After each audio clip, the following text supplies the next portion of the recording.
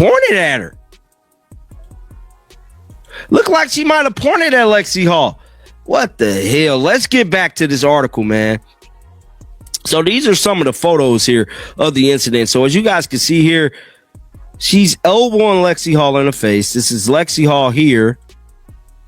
And she laughed. I knew she laughed. She's laughing about assaulting Lexi Hall. Right now, the debate has reached a boiling point. Across sports bars, social media, and national sports shows, one question continues to dominate the conversation. Has the physical intensity of the game gone too far? For decades, the WNBA has been built on grit, elite talent, and relentless competition. Today, however, the spotlight is brighter than ever. The stakes continue to rise, and every hard collision is examined from every possible angle.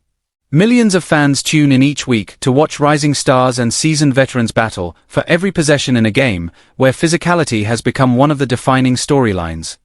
Watch any matchup involving the Indiana Fever, and you'll see Caitlin Clark battling through relentless defensive pressure while Lexi Hall fearlessly dives for loose balls and absorbs tough contact. Across the floor, experienced veterans such as Alyssa Thomas continue to play the physical, hard-nosed style that has defined their careers, setting strong screens, contesting every possession, and refusing to give an inch. But after several recent high-profile games, the conversation has expanded far beyond points, rebounds, and assists. It has become a league-wide debate about where the line should be drawn between tough, championship-level defense and unnecessary physical risk. Some basketball purists believe this intensity is an essential part of elite competition, while others, including fans, media members, and former players, have called for greater consistency in protecting athletes. The tension is undeniable. The scrutiny has never been greater. As pressure continues to mount on league officials, every whistle, every collision, and every officiating decision carries added significance. The WNBA finds itself at a pivotal moment, with each game contributing to an ongoing conversation about the future of the sport and the balance between physical competition and player safety. Any of you guys see this? So Alyssa Thomas elbowed Lexi Hall in the face. Again, she was just shooting a layup. I will never be one to defend Alyssa Thomas's intent, but she went for a layup and did elbow Lexi Hall in the face. There was no intent in this. She wasn't looking at Lexi Hall. She is either the... How many WNBA games have you watched in totality? I bet you none of those lawmakers have watched them. Zero. So how Actually, I guarantee you they watch games so of Caitlin Clark. how are they coming to these conclusions when they haven't watched the play in other instances? She gets physical play because she's a good player, and I've never seen them come to the rescue of someone like Angel Reese, for example, hold on a second. who got clotheslined on the court. We have a Democrat defending women's sports here. Jason, do you think Michael Jordan should be able to play in the WNBA? No, but here's what I'm saying. Michael Jordan's Jordan's too old. But I'll tell you this much. Michael Jordan, when he was getting fouled by the Detroit Pistons and getting slammed on the ground, Congress didn't come in and save him. He had to... To understand how the league reached this pivotal moment, you have to look at the collision between two very different basketball philosophies. On one side are the veteran players who helped build the WNBA through years of relentless competition. They earned their success in an era defined by physical defense, toughness, and the belief that every victory had to be fought for on the court. On the other side is a new generation of stars whose arrival has transformed the league, bringing record-breaking television audiences, major corporate partnerships, and unprecedented media attention. When rising talents face experienced, physical defenders, the result is often one of the biggest storylines in sports. Every matchup involving teams like the Indiana Fever is now analyzed from every possible angle. Today's basketball world is different. A hard foul in the second quarter is no longer just another play. It can dominate sports shows, social media, and debate for days. When a player like Lexi Hall takes a hard screen or hits the floor after driving to the basket, fans immediately begin debating where the line should be drawn between aggressive defense and unnecessary contact. Defenders argue that their responsibility is to challenge every possession, deny space, and make life difficult for elite scorers while staying within the rules. Critics, however, contend that the speed and athleticism of today's game leave almost no room for error, meaning even routine collisions can result in serious injuries, As these intense matchups continue throughout the season, emotions only grow stronger. Every controversial play fuels new debates, increasing the pressure on players, coaches, officials, and league leadership. What once was simply considered letting the players play has evolved into a league-wide conversation about player safety, officiating consistency, and the future identity of professional women's basketball. Mercury's so lame that Arizona fans are cheering for the Fever. And like, that's the crazy thing, is that I wonder what the attendance for this game was. I wonder what the attendance for this game compared to their normal one was. Because I know the Fever haven't been doing good attendance-wise this year. They haven't done well at all. So there was 17,000 people at the game to watch the Fever without Caitlin Clark. And the Mercury had 9,000. Holy shit. Oh, it's the one time. It's the only time they were playing the Fever in Phoenix. Because they advertised it as, this is the one game. They advertised it as the only time you're going to get to see Caitlin Clark. I shit you not. They advertised the game as that. And they didn't even get to see her. At least they still showed up. At least the away fans are still showing up to see the Fever. The Fever home fans really aren't. They're really not. Like, the Fever's home attendance has been pretty grim. It has been pretty grim with or without Caitlin. Like, especially people showing up. A lot of people buying tickets and not showing up for the Fever. It's not ideal.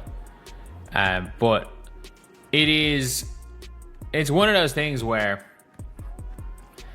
the fans in this game were obviously a mixture of Fever and Phoenix fans. And one of the craziest things about this is Sophie Cunningham basically got booed for 40 minutes here. When former champions, Hall of Famers, and respected basketball voices begin speaking out, the conversation moves beyond fan debate and into a broader discussion about the direction of the sport. Recently, several well-known figures have used their platforms to express concerns about on-court safety. They are not criticizing the competitive nature of the game. They understand what it takes to compete at the highest level. Instead, their focus has been on officiating consistency and the need for clearer standards from league leadership. One legendary player recently remarked in a widely discussed interview that physical basketball has always been part of championship competition. However, when post-game conversations revolve more around controversial collisions than outstanding performances, the league risks overshadowing the incredible talent on the floor. When the headlines focus on flagrant foul debates instead of elite passing, clutch shooting, or great defense, the game itself can lose the spotlight. That growing discussion has sparked broader conversations among analysts, former players, and legal experts about player safety policies in professional sports. Many believe every league has a responsibility to provide a safe and well-regulated competitive environment. If concerns continue to grow over how physical incidents are reviewed and disciplined, league policies are likely to remain under increased public scrutiny. So, where does the WNBA go from here? The rivalries aren't fading, they are only becoming more intense.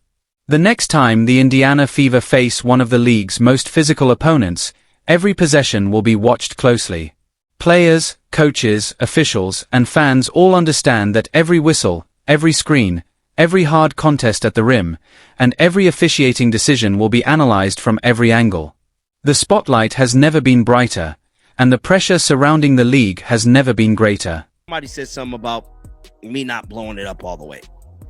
I want to read this for you guys. It says, WNBA star who punched Caitlin Clark in the throat caught in fresh violence. Controversy with the different Indiana Fever player. The WNBA player who was banned for punching Caitlin Clark in the throat has been slammed for yet more violence in her latest game against the Indiana Fever. The Fever-Mercury star Alyssa Thomas served a 1-game suspension without pay for a non-basketball act after a post-game review determined that she had recklessly made contact with Caitlin Clark's throat with her closed fist. Now, we all remember when that happened. I was in the stands during that game. It was a very, very horrendous, horrific scene to watch. And what if I was to tell you she has another scene? What if I was to tell you that this young lady right here need to be counseled? Like, she need counseling for anger management or something. Because this right here is beyond me. Now, the article goes on to say less than 2 weeks on from the unsavory incident, which sparked a nationwide storm accusation of racial profiling and involvement from politicians. The rivalry continued on Thursday night when the Fever once again took on the Mercury. Caitlin Clark was not playing. We also did not see Caitlin Clark play due to her ongoing injury recovery. So this time, it was teammate on the other end. Now, this specific teammate is one of the trios, I should say, to the Caitlin Clark and Indiana Fever team. It's 3 women that we love dearly, don't play about. That is... The players themselves are caught in an incredibly difficult position. They are elite competitors, driven by an unwavering desire to win. Asking a defensive specialist to play less physically goes against the very instincts that help them reach the professional level. At the same time, asking an explosive offensive star to hold back out of caution runs contrary to the competitive mindset that defines great athletes. The court has become a pressure cooker, and the tension continues to build with every game. The real question now is how the league will define its identity moving forward. Will officials enforce stricter standards, issue tougher penalties, and place a greater emphasis on protecting players? Or will the WNBA continue to embrace the physical, hard-fought style of basketball that many fans believe is part of the sport's appeal? One thing is certain: the current debate cannot continue indefinitely. Growing fan frustration, criticism from analysts, and increasing scrutiny have placed the league under an even brighter spotlight. Every major decision from this point forward will be closely examined. The next whistle in this rivalry may represent far more than the outcome of a single game. It could shape the future direction of the league itself. Can the WNBA preserve its competitive intensity while ensuring the safety of its brightest stars? Or is the league approaching a turning point that could redefine professional women's basketball? The basketball world is watching. The players are ready, and the stakes have never been higher. Let us know your thoughts in the comments below. Has the physical play crossed the line, or is this exactly what elite basketball should look like? Don't forget to like, subscribe, and turn on notifications for more coverage of the biggest stories shaping the world of sports. We'll see you in the next video.